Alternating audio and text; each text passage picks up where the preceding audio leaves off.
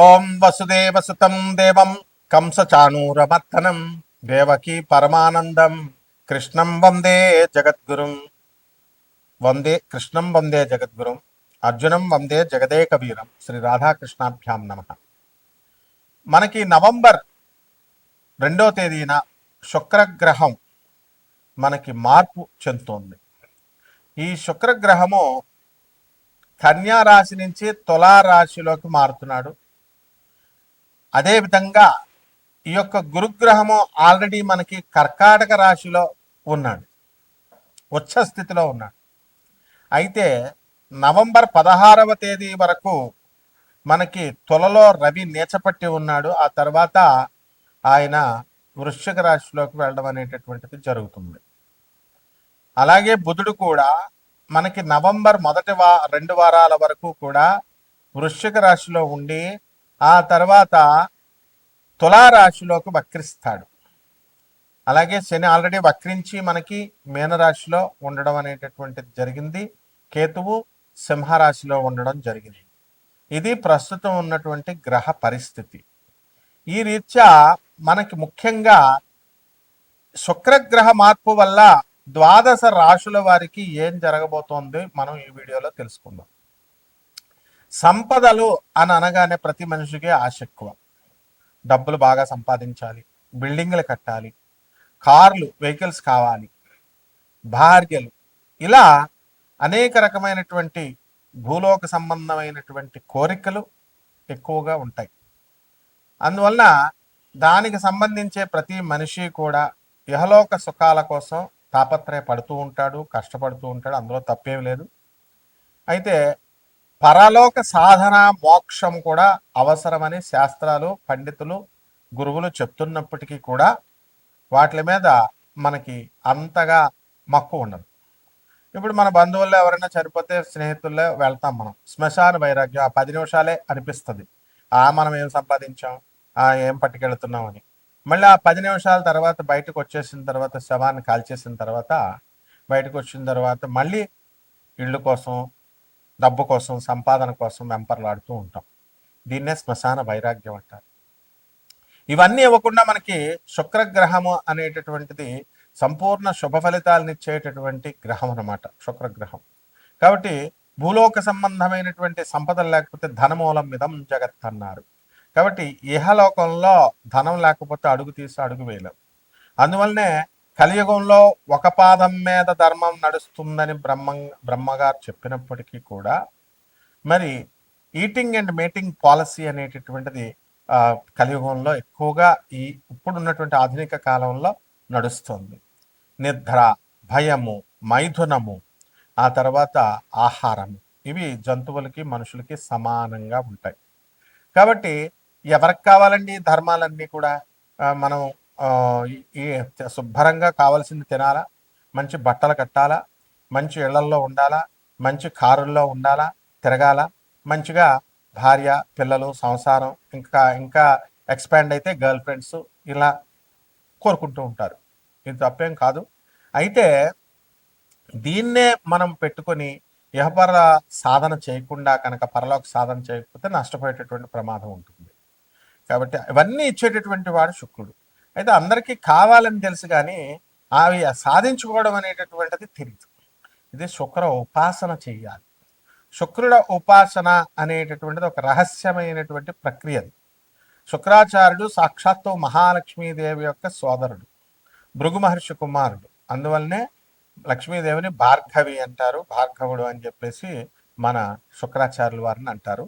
ఈయన రాక్షసుల గురువు కూడా. కాబట్టి మీరంతా కూడా సూక్ష్మమైనటువంటి విధానం ఏమిటంటే, మనుషులు మీరు తినాలనుంది తినేసేయండి, తాగాలనుంది మీ ఇష్టం. అంటే మీ కోరికలు అనేటటువంటిది భూలోక కోరికల్లో ఎవరికి కొన్ని లక్ష్యాలు ఉంటాయి. ఆ లక్ష్యాలని సాధించుకోవాలని మీ ప్రయత్నాలు చేయండి. దీనికి ఏదో త్యాగాలు చేయమంటలా, ఎవరికి నచ్చినట్టు వాళ్ళు చేయండి. భగవత్ సాధనకి మనము నియమాలు, ఈ నిష్టలు, తర్వాత ఇవన్నీ కూడా చెప్పుకుంటూ వచ్చాం. అవన్నీ ఎవరికండి? ఆధ్యాత్మికంగా ఎదగాలనుకునేటటువంటి వాడికి. ఈ శుక్రాచార్యుడి పూజలకు అవన్నీ అవసరం లేదు. అంటే మోక్షం కావాలనుకున్నప్పుడు, భగవద్ దర్శనం కావాలనుకున్నప్పుడు మనం ఇవన్నీ చేస్తాం. ఎప్పుడైనా ఉల్లిపాయ తినం, వెల్లుల్లిపాయ తినం, లేకపోతే బ్రహ్మచర్యం పాటించడము, ఇలాంటి ఎథిక్స్, మందు తాగకూడదు, ఎన్బి తినకూడదు, ఇలాంటి నియమాలు మనం పెట్టుకున్నాం. అయితే ఈ శుక్ర సాధనకి వచ్చేసరికి ఇవన్నీ కూడా భూలోక సంబంధమైనటువంటివి కాబట్టి ఇవి మామూలుగా ఈ పూజలు చేసుకునేటటువంటి వాళ్ళంతా కూడా శుక్రాచార్యుడికి ఎన్ని రోజులని చేస్తారండి? ఒక వారం రోజులు తినకుండా ఉంటారు, 41 రోజు తినకుండా ఉంటారు. బ్రహ్మచర్యం ఎన్నాళ్ళు మీరు పాటించుకుని ఉంటారు? సంవత్సరాలు సంవత్సరాలు పాటించుకుని ఉంటారా? అదేమిటి, వాళ్ళు ఆధ్యాత్మిక మార్గంలోకి వెళ్ళినటువంటి వాళ్ళంతా కూడా ఫారినర్స్ని మీరు అబ్జర్వ్ చేయండి.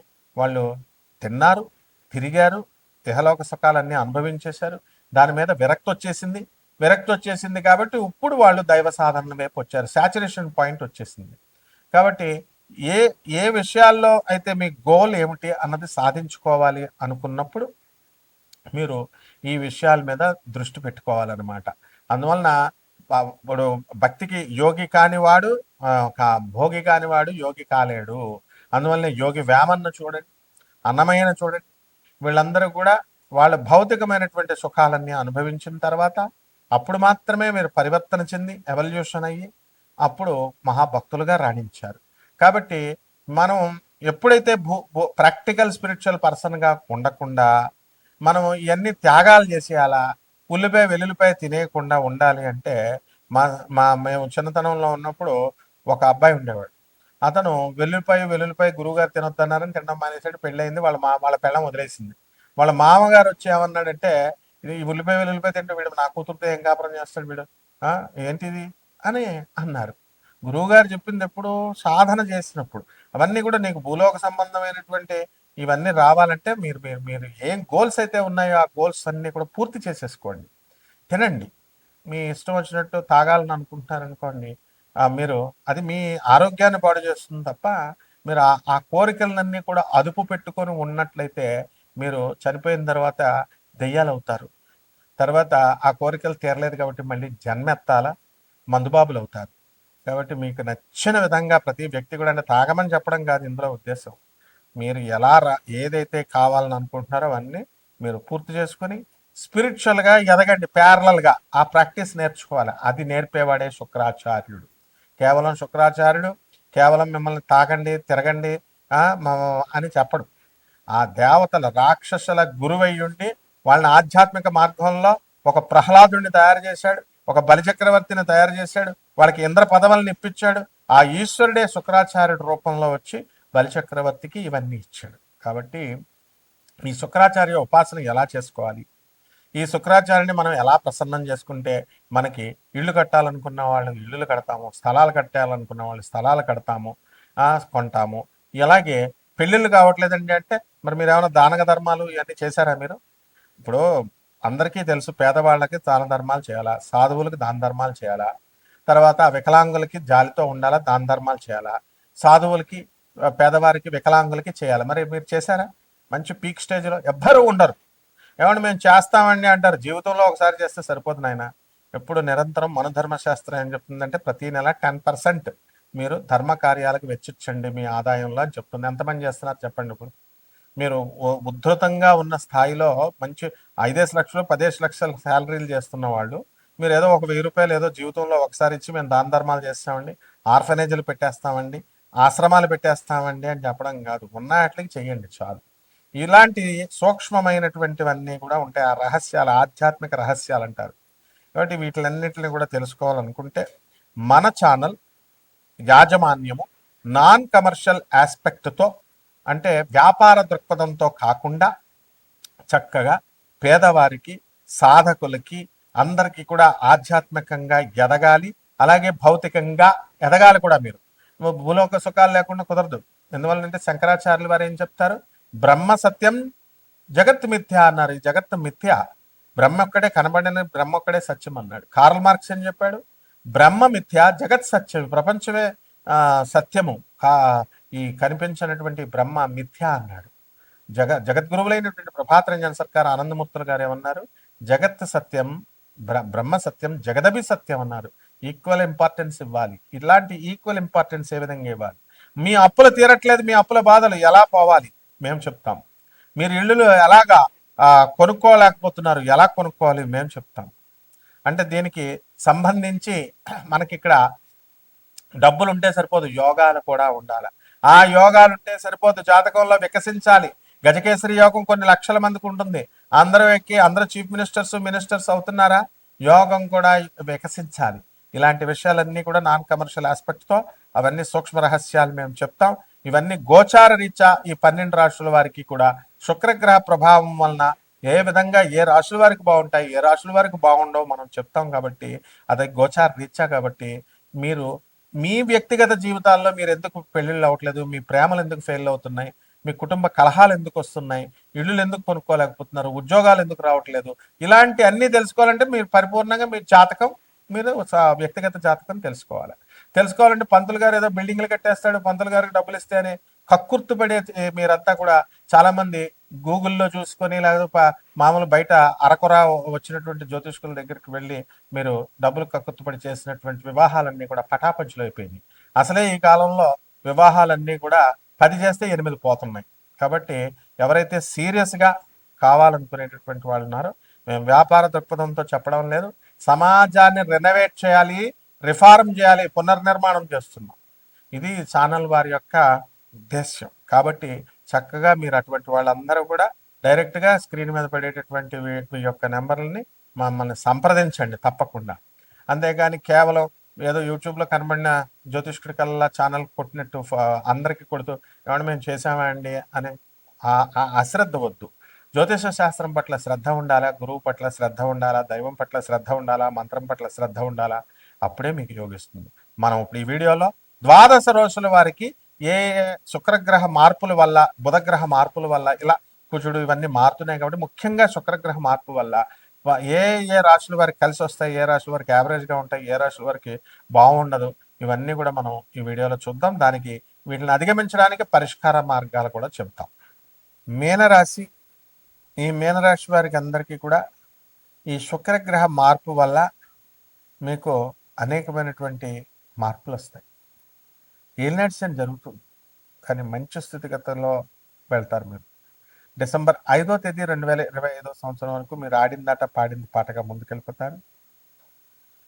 అదేవిధంగా మళ్ళీ డిసెంబర్ 5 నుంచి మరి మే 14, 2026 సంవత్సరం వరకు మళ్ళీ కాస్త అర్ధాశ్రమ గురుగ్రహ ప్రభావం వలన అనేకమైనటువంటి ఊర్లు తిరుగుతారు, ఉద్యోగాలు ప్లేసులు మారుతారు, చేసేటటువంటి వృత్తి ఎక్కడైతే ఉద్యోగాలు ఉన్నాయో అటువంటి చోట ఉద్యోగాలు మారడానికి అవకాశాలు ఉన్నాయి.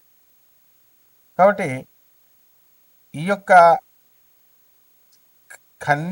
మీనరాశి వారికి షష్ఠ స్థితిగతుడైనటువంటి కేతుగ్రహ ప్రభావం వలన విదేశీ సంబంధమైనటువంటి వ్యాపారాలు, ఆ రిలేషన్స్ అన్నీ కూడా మీకు బాగా కలిసి రావడానికి అవకాశాలు ఉన్నాయి. పెళ్ళిళ్ళు కానటువంటి వాళ్ళకి వివాహాలు అవుతాయి, స్థలాలు లేనటువంటి వాళ్ళు స్థలాలు కొనుక్కుంటారు, అద్దెళ్లలో ఉన్నవాళ్ళు మిద్దెళ్లలోకి వస్తారు, స్నేహితులు అనేక మంది పరిచయం అవుతుంటారు, కొత్త కొత్త పరిచయాలు, పాత పరిచయాలను మీరు వదులుకోరు, బంధువు మిత్రులందరికీ కూడా బ్రహ్మాండంగా మీరే పార్టీలు ఇప్పిస్తారు.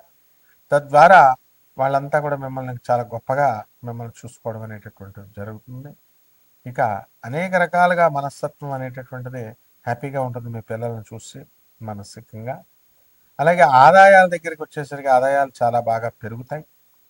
మరి వ్యాపారాలు కూడా హోటళ్ళు, pubs, restaurants, departmental stores, wholesale వ్యాపారాలు, బొటిక్లు ఇవన్నీ కూడా బ్రహ్మాండంగా ఉండడానికి అవకాశాలు ఉన్నాయి.